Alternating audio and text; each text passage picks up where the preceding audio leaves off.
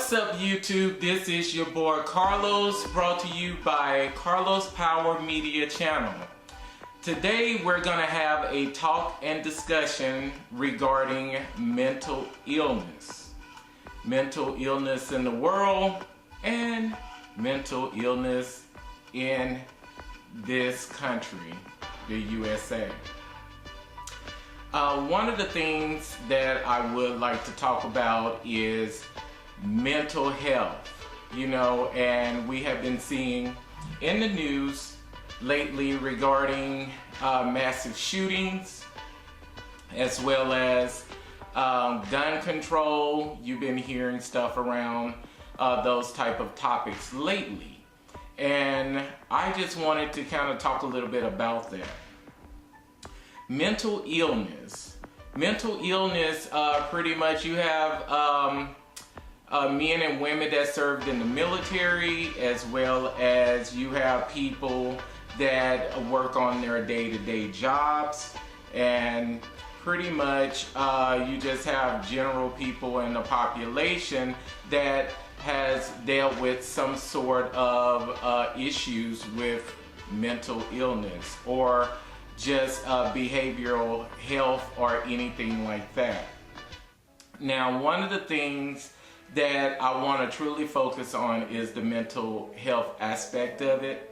I know gun control has been a big part of the talk in the media lately as well, especially centered around a lot of the mass killings that have been happening in this country.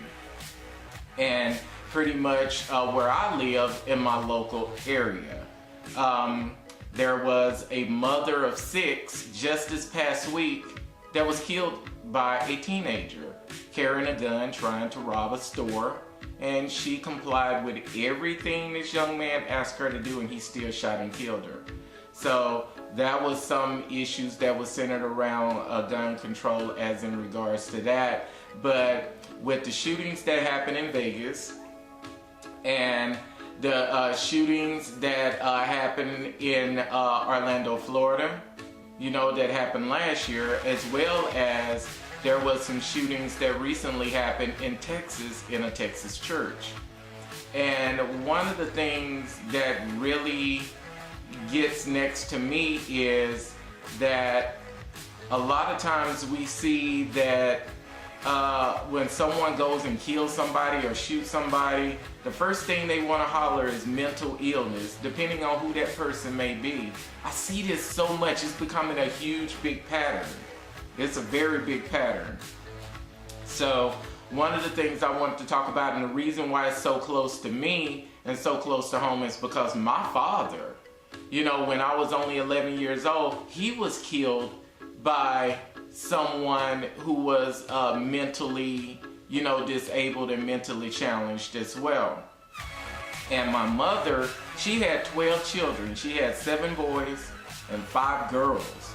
And my dad served in the military, in the U.S. Army, and he was recognized by Ronald Reagan, the President of the United States at that time. And I still have a copy of that plaque that was given to my father by the actual President of the United States during that time.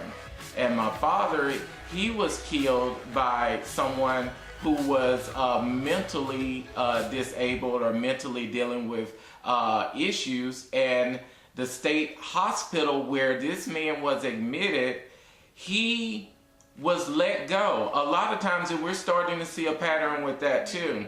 You have a lot of mentally ill patients that are in some type of facilitation with some types of treatment with mental health. A lot of times those patients are put on medication, and a lot of these doctors that are evaluating these patients, a lot of times they put them on medication, and the medication, according to their body chemistry and the way that their body is reacting to it, a lot of their medications are not being adjusted appropriately in the appropriate time frame. Now, that's the reason why it's so close to home for me, because my father was killed, by someone who was dealing with some type of mental illness issues.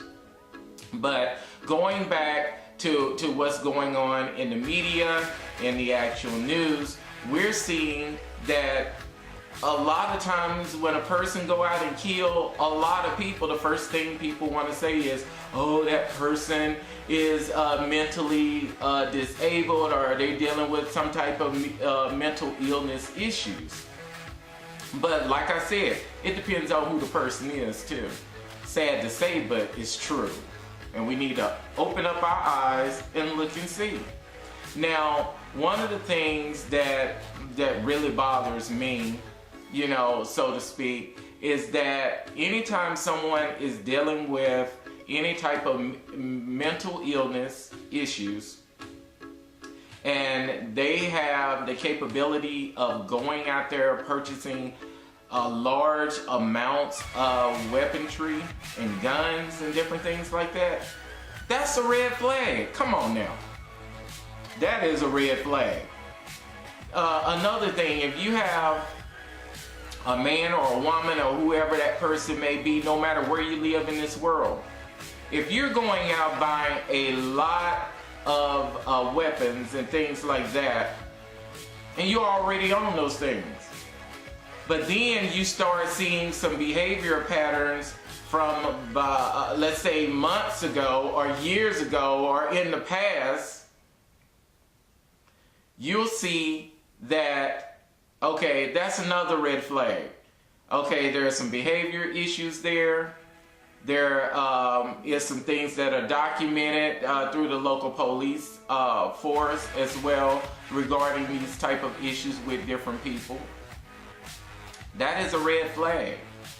So one of the things I personally think that needs to happen is, in the event if a person has a license to carry and they're dealing with some type of mental illness issue somewhere, they need to be reevaluated. And I think that maybe they just shouldn't have all of those weapons and different things like that.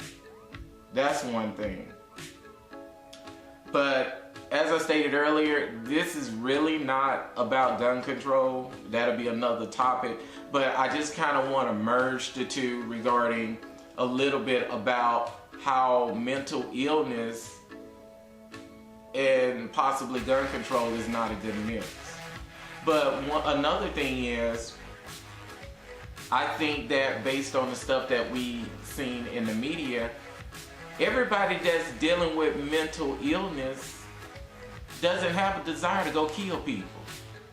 Everyone that's dealing with mental illness doesn't have a desire to be plotting to kill anybody. So that's something we need to look at too. I just think within today's media, we see the word mental illness being classified as like, okay, this person is capable of going out killing people. That's not the case. Not with a lot of people. You have some people that may have taken drugs or different things like that, and it damaged their brain cells. And they can't think effectively like you or myself. You have people that are dealing with mental illness issues that take medication and that take it faithfully. And you don't see no issues or no things about them wanting to kill themselves or kill somebody else or, conflict harm against somebody. But you do have a small percentage that do. Just like in the local media, it was shown just not too long ago where a mother, she killed her 2 daughters. And she was dealing with some kind of mental illness issues. I think these things need to be looked at case by case. And they need to be dealt accordingly with case by case. So I just wanted to do this talking discussion centered around those particular things. This is real. Mental illness is real. I just think we need to step up and help and do something about it. I think it's so important too. And for the doctors out there, make sure that you are setting their medication levels right. If their medication levels are not set right, their body is going to react to it differently, right? So I personally think that if a person is dealing with any type of mental illness issues or any type of behavioral health issues, identify it, seek help. There are professional people out there and doctors that can help. Your psychologist can help. Your psychiatrist can help. There are a lot of people that are dealing with so many anxiety issues as well on their day-to-day jobs. There are a lot of people that are dealing with early stages of mental health. It is so important to seek that help. If you see that you're getting into a point of where your mood is constantly changing, that could be a first step and sign to say, hey, let me go get that checked out. Let me go seek some counseling. This can happen to any of us. Get the help. Seek help. Identify the problem. Sometimes identifying the problem is the hardest step because as human beings, we want to be in denial sometimes. Denial is a strong player in this game sometimes. Identify the issue. Once the issue is identified, seek that help. Continue to get the help you need.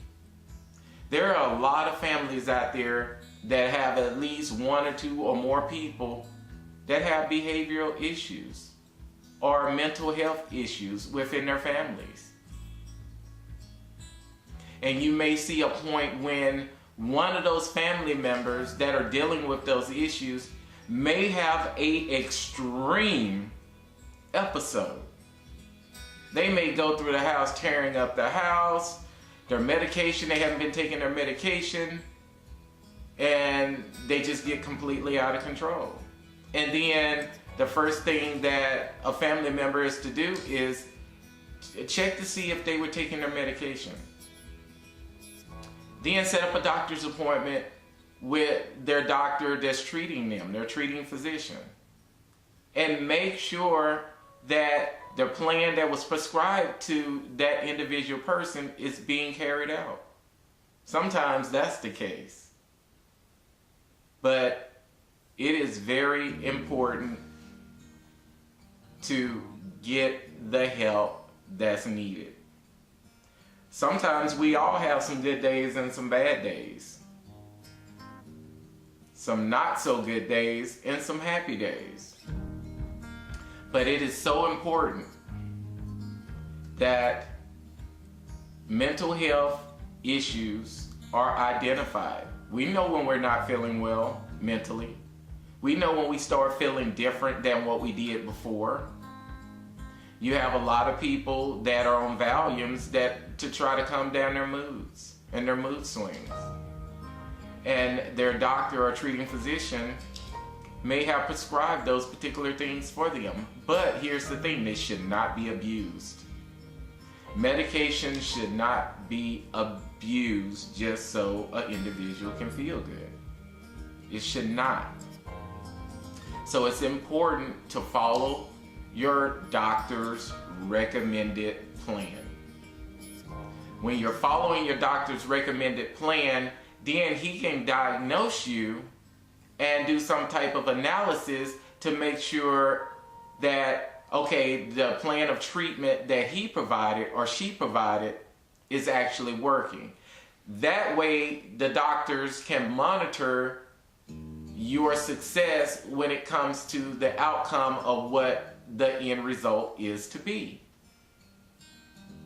So, guys, America, world, if there is any type of person that you may know or that's in your family that's dealing with any type of behavioral health issues or mental health issues, help them to get the help that they need.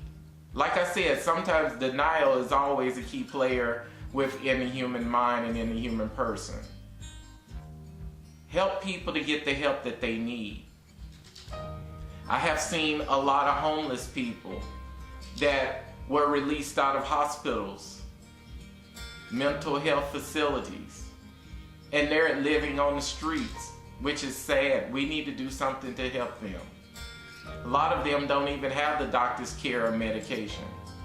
And I know you probably pass people all the time on the streets that you see that are dealing with those particular issues and things.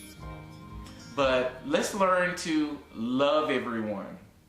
Let's love the people who are dealing with some type of mental health. Let's not wait till it's too late and somebody is on the news regarding some type of situation that happened.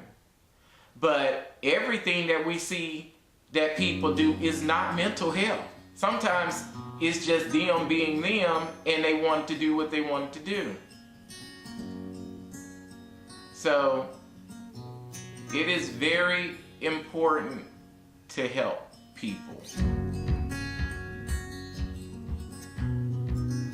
And again, this is your boy Carlos, brought to you by Carlos Power Media. And I will be dropping another talk and discussion video for you guys. Like and subscribe to my video. And again, see you.